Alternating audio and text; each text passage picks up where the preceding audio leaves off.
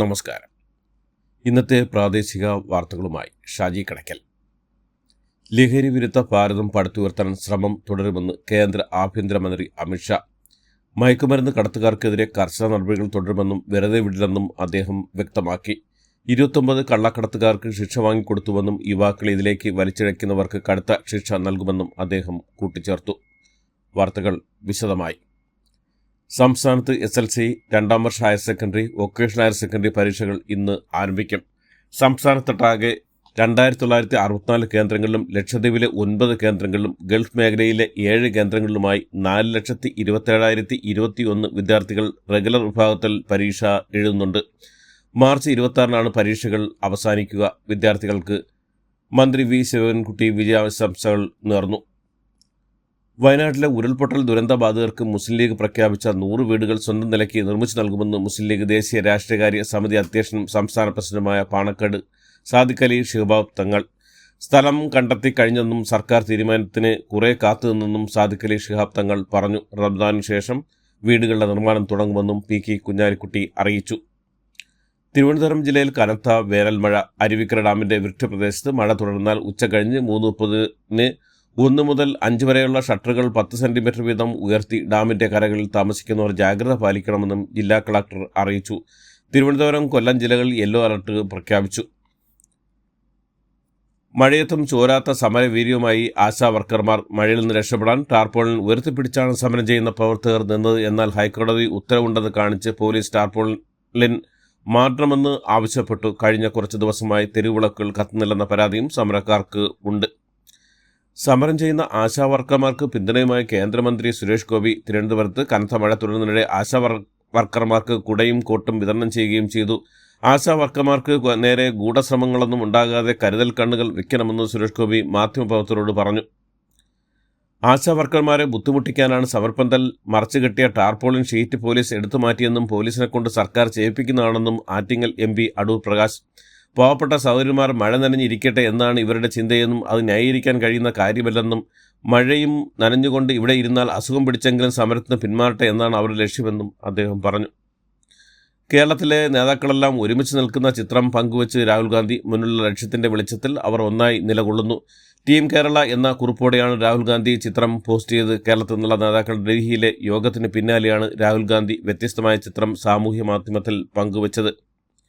കേരളത്തിലെ വ്യവസായ രംഗത്തെ പുരോഗതി സംബന്ധിച്ച പ്രശംസ തിരുത്തി കോൺഗ്രസ് MP ശശി തരൂർ. സ്റ്റാർട്ടപ്പുകൾ കേരളത്തിന്റെ മുന്നേറ്റം കടലാസുകൾ മാത്രം ഒതുങ്ങുന്നതാകരുതെന്നും കേരളത്തിന്റെ സ്റ്റാർട്ടപ്പ് സംരംഭങ്ങളെക്കുറിച്ചുള്ള കഥകൾ റിപ്പോർട്ട് ചെയ്യപ്പെടുന്ന പോലെ അല്ല അറിഞ്ഞത് എന്ന് ഞെട്ടിക്കുന്നുവെന്നും തരൂർ Xൽ പോസ്റ്റ് ചെയ്തു.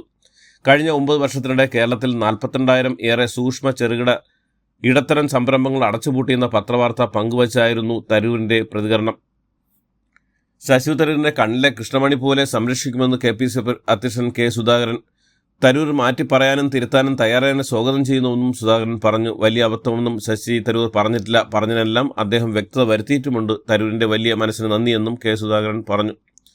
മുല്ലപ്പള്ളി രാമചന്ദ്രൻ താനും ഒരമ്മ പെറ്റ മക്കളെപ്പോലെയാണെന്ന് KPCC അധ്യക്ഷൻ K സുധാകരൻ. ഇടത് സർക്കാരിനെതിരായ പ്രവർത്തനങ്ങൾക്ക് മുല്ലപ്പള്ളിയെ ആവശ്യമുണ്ടെന്നും തങ്ങൾക്കിടയിൽ കമ്മ്യൂണിക്കേഷൻ ഗ്യാപ്പാണ് ഉണ്ടായതെന്നും ഇനി ഒറ്റക്കെട്ടായി പ്രവർത്തിക്കുകയെന്നും K സുധാകരൻ പറഞ്ഞു. മുല്ലപ്പള്ളി രാമചന്ദ്രനുമായി നടത്തിയ കൂടിക്കാഴ്ചയ്ക്ക് ശേഷമായിരുന്നു അദ്ദേഹത്തിന്റെ ഈ പ്രതികരണം. ചുങ്കത്തറ ഭീഷണി പ്രസംഗത്തിൽ PV അൻവറിനെതിരെ കേസെടുത്ത് എടക്കര പോലീസ്. തന്നെയും UDF പ്രവർത്തകരെയും ആക്രമിക്കാൻ ശ്രമിച്ചാൽ വീട്ടിൽ കയറി തലയടിച്ച് പൊട്ടിക്കുമെന്ന് PV അൻവറിന്റെ പ്രസംഗത്തിനെതിരെ CPM നേതൃത്വം നൽകിയ പരാതിയിലാണ് പോലീസ് കേസെടുത്തിരിക്കുന്നത്. പാലിയേറ്റീവ് പരിചരണ രംഗത്ത് മറ്റൊരു സുപ്രധാന ഘട്ടത്തിലേക്ക് കടക്കാനൊരുങ്ങി കേരള കെയർ എന്ന പേരിൽ പാലിയേറ്റീവ് സംവിധാനങ്ങളുടെ ഒരു കെയർ ഗ്രിഡിന് സംസ്ഥാന സർക്കാർ രൂപം നൽകുന്നു. ഇന്ന് രാവിലെ 11 മണിക്ക് നിയമസഭയിലെ മുഖ്യമന്ത്രിയുടെ ചേംബറിൽ വെച്ച് പാലിയേറ്റീവ് കെയർ ഗ്രിഡിന്റെ ലോഞ്ച് മുഖ്യമന്ത്രി പിണറായി വിജയൻ നിർവഹിക്കും.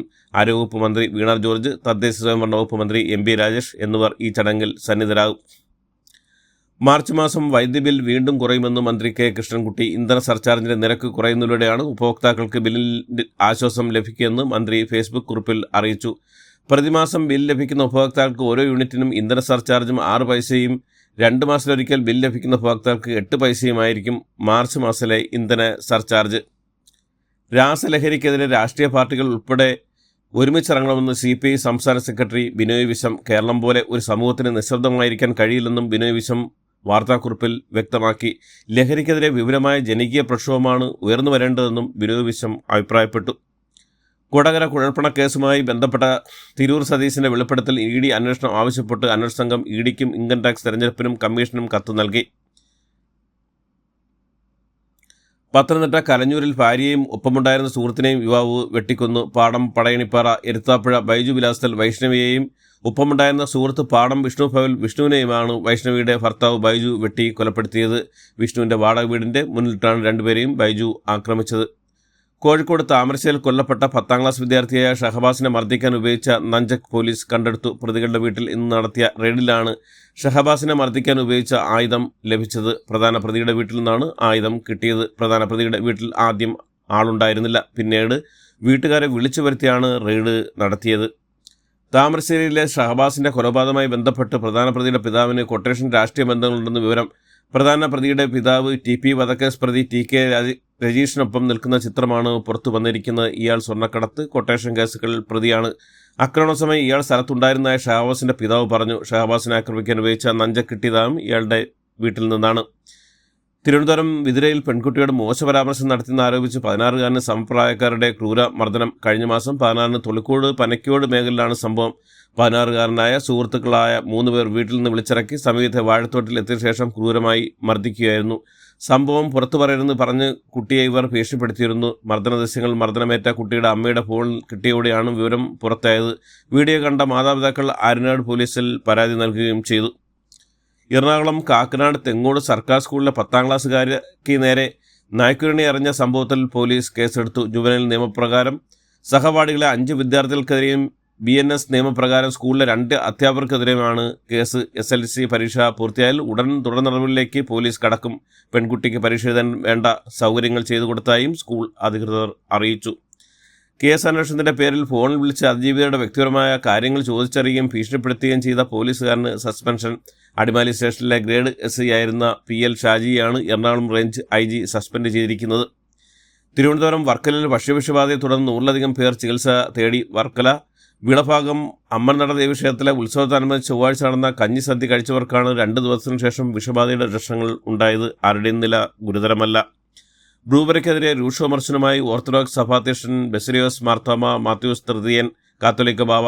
മദ്യവും മയക്കുമരുന്നും വ്യാപകമായിട്ടും വീണ്ടും മദ്യശാലകളും ബ്രൂവറികളും തുറക്കുന്ന ഭരണാധികാരികൾ ഉണർന്നു പ്രവർത്തിക്കണമെന്നും സഭാധ്യക്ഷൻ ചൂണ്ടിക്കാട്ടി. വാട്സാപ്പിലൂടെ മുത്തലാഖ് ചൊല്ലിയ സംഭവത്തിൽ ഹോസ്റ്റൽ പോലീസ് കേസെടുത്തു. കാസർഗോഡ് നെല്ലിക്കട്ട സ്വദേശി അബ്ദുൾ റസാഖിനെതിരെയാണ് കേസെടുത്തത്. കഴിഞ്ഞ മാസം 21-ന് കല്ലൂരാവിലെ സ്വദേശിയായ 21 വയസ്സുകാരിയാണ് വാട്സാപ്പ് വഴി മുത്തലാഖ് ചൊല്ലിയത്. സ്ത്രീധന പീഡന നിയമപ്രകാരം അബ്ദുൾ റസാഖിന്റെ ഉമ്മ, സഹോദരി എന്നിവർക്കെതിരെയും പോലീസ് കേസെടുത്തിട്ടുണ്ട്. കായംകുളം പുതുപ്പള്ളിയിൽ തൊണ്ടയിൽ മീൻ കുടുങ്ങിയ യുവാവിന് ദാരുണാന്ത്യം. തയ്യിൽ തറയിൽ അജയൻ സന്ധ്യ ദമ്പതികളുടെ മകനായ ആദർശാണ് മരിച്ചത്. കരട്ടി എന്ന മത്സ്യമാണ് വായിൽ കുടുങ്ങിയത്. കുളം വറ്റിച്ച് മീൻ പിടിക്കുന്നതിനിടെ കിട്ടിയ മീനിനെ കടിച്ചു പിടിച്ചപ്പോൾ മീൻ ഉള്ളിലേക്ക് പോവുകയായിരുന്നു. കണ്ണൂരിൽ കാട്ടുപന്നി ആക്രമണത്തിൽ കർഷകൻ മരിച്ചു. കൊല്ലം കാട്ടുപന്നിയുടെ ആക്രമണത്തിൽ 70-കാരന്റെ കാലൊടിഞ്ഞു. കൊല്ലം ആനേടി സ്വദേശി ഡാനിയലിനാണ് കാട്ടുപന്നി ആക്രമിച്ചത്. പശുവിന് തീറ്റെടുക്കാൻ ഡാനിയൽ ശാസ്താംകോട്ടയിലെ സ്വകാര്യ ആശുപത്രിയിൽ ചികിത്സയിലാണ്. ആശാ വർക്കർമാർ ഗ്രാറ്റുവിറ്റി പ്രഖ്യാപിക്കുന്ന ആദ്യ സംസ്ഥാനമായി ആന്ധ്രാപ്രദേശ് മാറി. ഹരിയാനയിൽ കോൺഗ്രസ് ഭവനത്തിന്റെ മൃതദേഹം സൂട്ട്കേസിൽ കണ്ടെത്തി. 2 വോട്ടർമാർക്ക് ഒരേ തിരിച്ചറിയൽ കാർഡ് നമ്പറിൽ വന്നതോടെ ആശങ്കപ്പെടേണ്ട സാഹചര്യമില്ലെന്ന് തെരഞ്ഞെടുപ്പ് കമ്മീഷന്റെ വിശദീകരണം. ഉയർന്ന അളവിൽ ബാക്ടീരിയ സാന്നിധ്യമുള്ളതിൽ ബീഹാറിലെ പല സ്ഥലങ്ങളിലും ഗംഗാനദിയിലെ വെള്ളം കുളിക്കാൻ അനുയോജ്യമല്ലെന്ന് കണ്ടെത്തിയതായി ബീഹാർ സാമ്പത്തിക സർവേ റിപ്പോർട്ട് ചെയ്തു.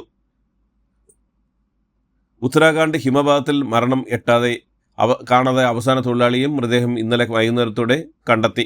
Securities and exchange board of ഇന്ത്യയുടെ ഡയറക്ടർ ബോർഡ് അംഗമായിരിക്കെ ഓഹരി വിപണി നടത്തിയെന്ന ആരോപണത്തിൽ മുൻ മേധാവി മാധവി പുരി ബുച്ചിനെതിരെ കേസെടുക്കാൻ കോടതി ഉത്തരവിറക്കി. ഇതോടുകൂടി ഇന്നത്തെ വാർത്തകൾ അവസാനിക്കുന്നു. എല്ലാവർക്കും നന്ദി, നമസ്കാരം.